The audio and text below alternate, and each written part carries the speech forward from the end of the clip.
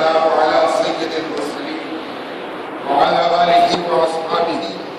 وأهل بيته وأولياء أمته أجمعين۔ بہت بڑا شکر و احسان و کرم ہے پروردگار کا کہ اس نے ہمیں رمضان المبارک جیسا پاکیزہ، متبرک، مقدس اور مغفرت کا بہانہ اور بخشائش کا ٹھکانہ بننے والا مہینہ عطا فرمایا، اور اس مہینے میں ہمیں روزہ رکھنے کی توفیق عطا فرمائی اور روزہ رکھ کر اپنے گھر میں آنے کی صلاحیت اور شوق عطا فرمائی۔ ورنہ ایسے روزہ رکھنے والے بھی ہیں جو بھوک تو قبول کر لیتے ہیں، نمازوں کے لیے تیار نہیں ہوتے، اور اس پر مزید شکرانہ اس بات کا کہ نماز پڑھنے کے بعد قرآن کریم کی فہم، تفہیم، سمجھ اور شعور کو حاصل کرنے کے لیے ہمارے دلوں کے دروازے کو کھولے۔ یہ بھی اس کا کرم بالائے کرم، رحم بارہ بالائے رحم۔ یہ کرم پر جو کرم ہے اس پر ہم سب شکر گزار ہیں، اور ہمارے سامنے ایک ایسی متبرک صورت ہے فہم کے لیے اور سمجھ کے لیے جس کا نام ہی اس کے محتم شان اور عظیم الشان ہونے کی طرف واضح اشارہ کر رہا ہے کہ اس صورت کا نام ہے سجدہ۔ اور سجدہ ہمارا وہ عمل ہے کہ جو نماز کی جان ہے، نماز کی روح ہے۔ نماز میں یوں تو جتنے بھی ارکان ہیں وہ سب نماز کی بنیادی حیثیت رکھتے ہیں، چاہے وہ قیام ہو، قعود ہو، رکوع ہو یا سجدہ ہو، لیکن ان سب میں جس کی شان نرالی ہے وہ ہے سجدہ۔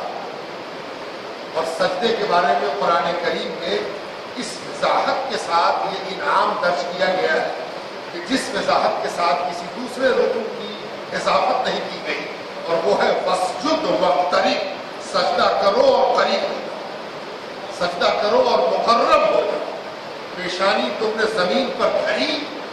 اور زمین بنانے والے اور خود تمہارے بنانے والے اس خالق و مالک سے تمہاری قربت ایسی ہو گئی جیسی سجدے سے پہلے کبھی نہ تھی۔ تو سجدہ وہ عمل ہے، اور سچ پوچھئے تو اس وقت روئے زمین پر سجدہ والی نعمت اگر کسی کے پاس ہے تو وہ آپ ہیں اور ہم ہیں۔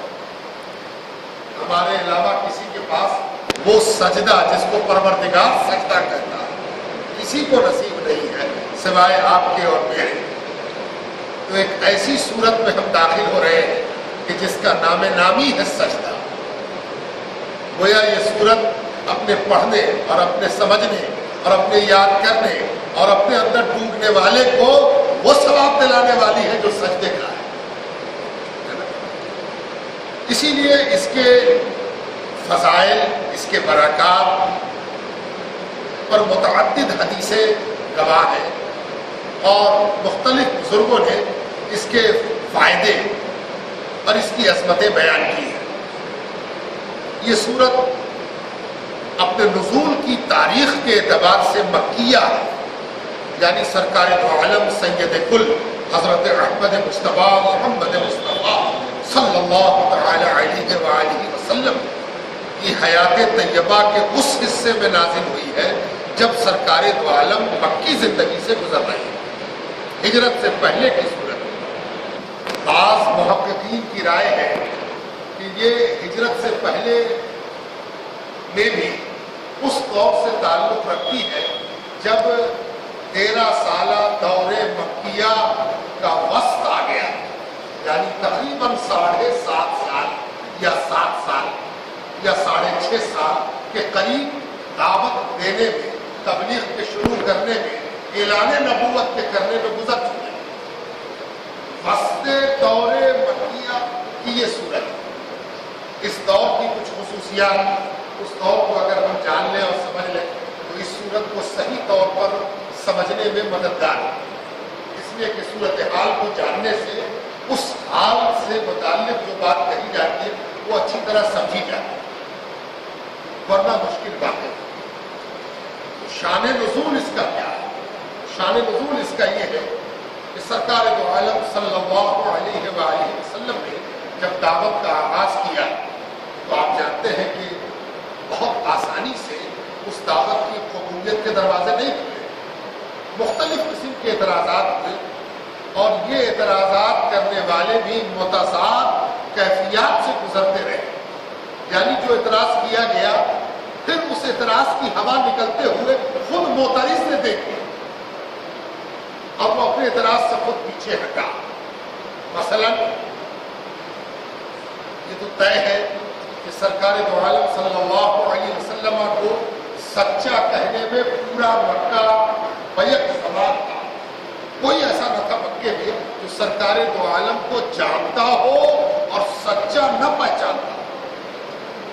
کوئی ایسا مکے میں نہ تھا جو سرکار دو عالم سے واقف ہو اور ان کو امانت دار نہ جانتا۔ کسی اور چیز میں اختلاف ہو سکتا ہے لیکن حضور کے سچے اور امانت دار ہونے میں کوئی اختلاف نہیں، اور جب یہ اتفاق تھا تب اعلان نبوت ہوا۔ یہ اعلان نبوت کی زمین ہے جس پر اعلان نبوت ہو رہا،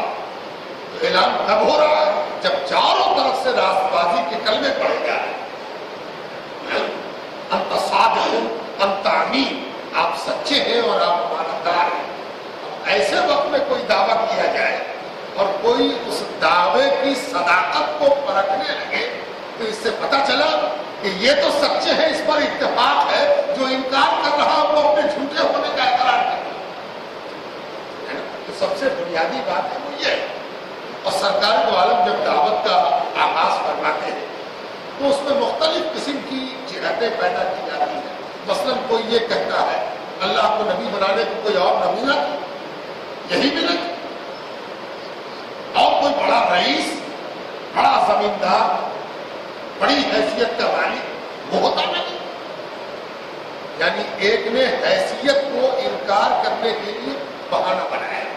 تو دوسرے نے کہا کہ اللہ کو ملا تھا نبی بنانے کو تو یتیم ہی ملا، ارے کوئی ایسا نبی بنایا ہوتا جس کا باپ بھی زندہ ہوتا، ماں بھی زندہ ہوتی، اس پر داغ یتیمی لگانا ہوتا۔ تو دیکھا آپ نے، اس نے انکار کرنے کے لیے اور کوئی راستہ نہ چھوڑا تو حضور کی یتیمی کو بہانہ بنایا ہے نا۔ عزیز قبیل، یہ جو بہانے تھے، یہ عجیب و غریب بہانے،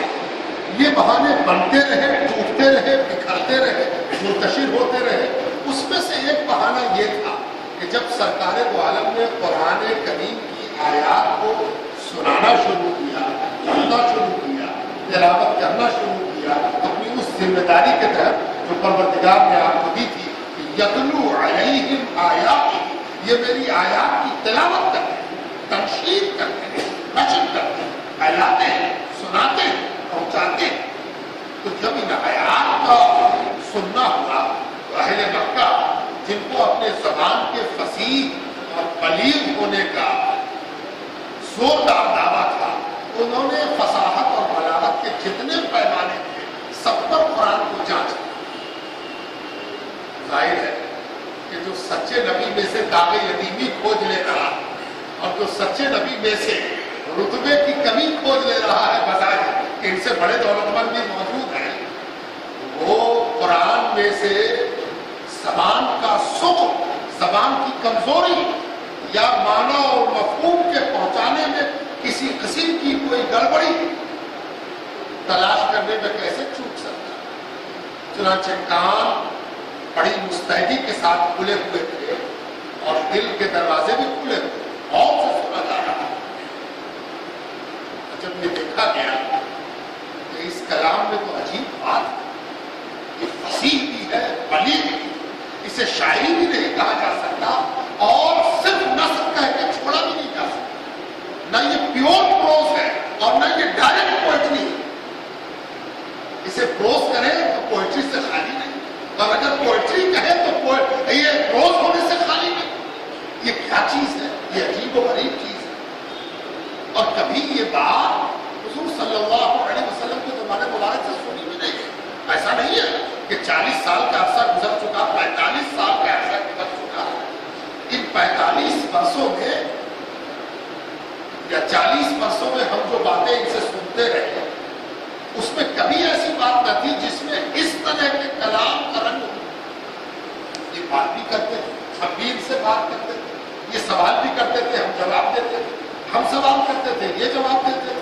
روزانہ کا معاملہ تھا، لین دین تھی، انٹریکشن تھا. لیکن کبھی ان کی زبان سے ایسی کوئی بات نہیں سنا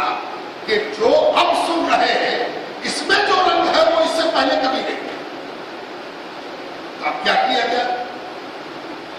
تو اس میں بھی بدقسمتی اور اس بات کی طرف اکسایا کہ کیوں نہیں ہم یہ کہیں کہ یہ کلام